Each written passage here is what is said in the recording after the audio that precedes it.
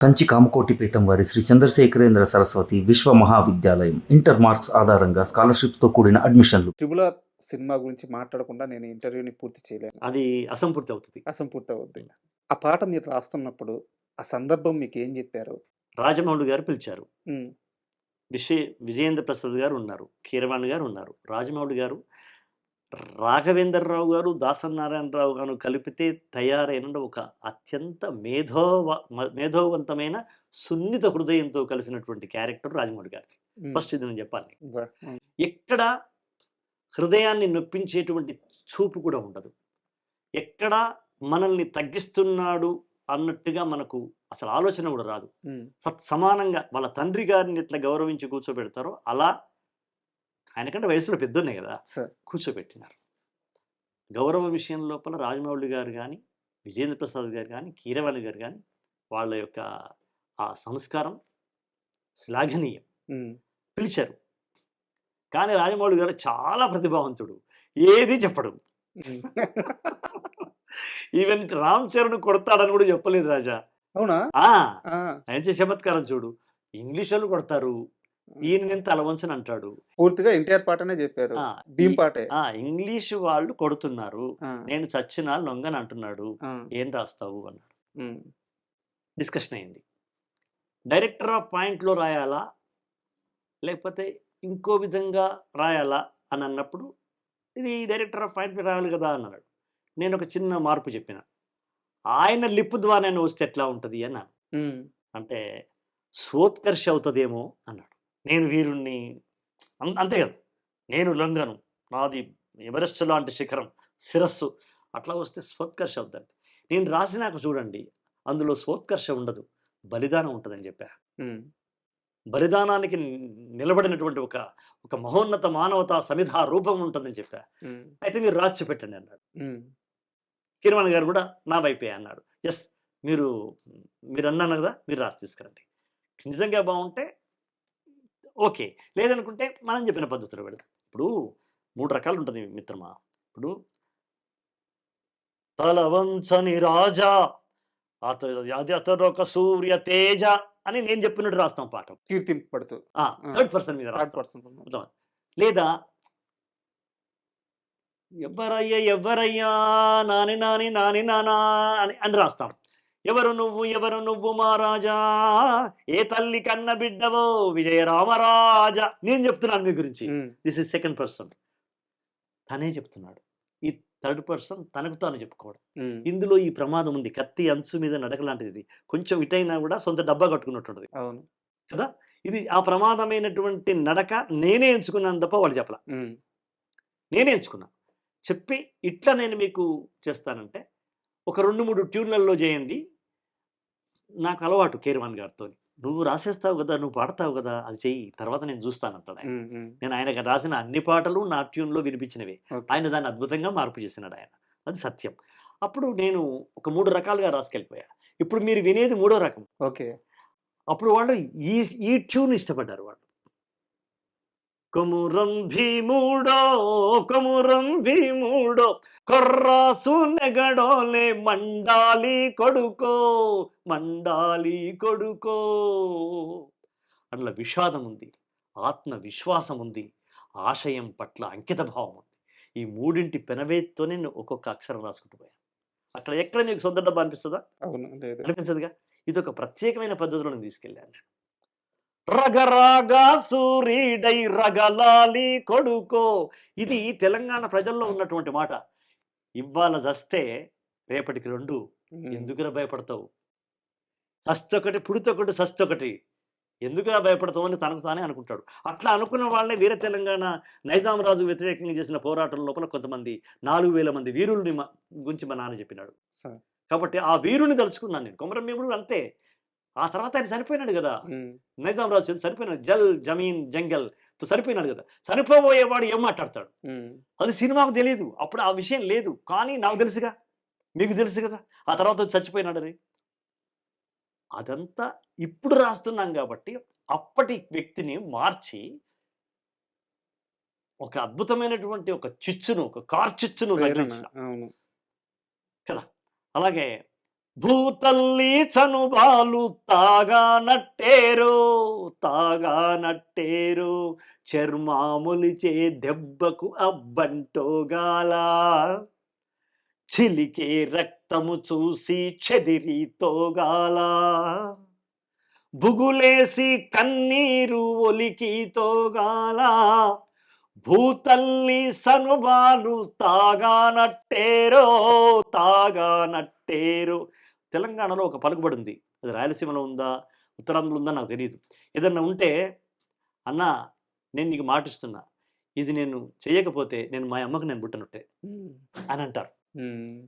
దాన్ని నేను ఇక్కడ కలిపా. ఇది నా బాల్యంలో విన్న మాట. నా బాల్యం కన్నా ఇంకో 30 ఏళ్ళు వెనక్కి పోయి రాసిన పాట అది. 1920లో రాస్తున్న పాట నేను. 20లో వచ్చినటువంటి మాటలే ఉపయోగించాలి. అది నాకు రాజమౌళి గారు నాకు స్వేచ్ఛ ఇచ్చినారు. ఎవరికి అర్థం అవుద్దా, కోస్తా వాళ్ళకి అర్థం అవుద్దా, మద్రాసులో అర్థం అవుద్దా వదిలేయి, నేను దృశ్యం ద్వారా అర్థం చేపిస్తా, నువ్వు అక్కడ పుట్టి పెరిగిన కొమరం భీముడు వాయిస్ ఏదంటే అదే రాయన్నాడు. అది గ్రేట్నెస్ ఆఫ్ రాజమౌళి. ఎస్, నాకు స్వేచ్ఛ మైదానం ఇచ్చినాడు. చెరకు తోటలోకి ఐరావతం పోయినట్టు ఉంది నా పరిస్థితి. ఇట్లా మలుచుకుంటే దొరికిపోతుంది చెరకు తోట. ఎలా ఉంటుంది అది? అలా నేను మొదలెట్టా. కాలువై పారే నీ గుండె నెత్తూరు, సోత్కర్ష ఉందా? నేలమ్మ నుదుట బొట్టయితుంది చూడు, సొంత డబ్బా ఉందా? అమ్మ కాళ్లకు పారాణయింది చూడు, తల్లి పెదవుల నవ్వై మెరిసింది చూడు.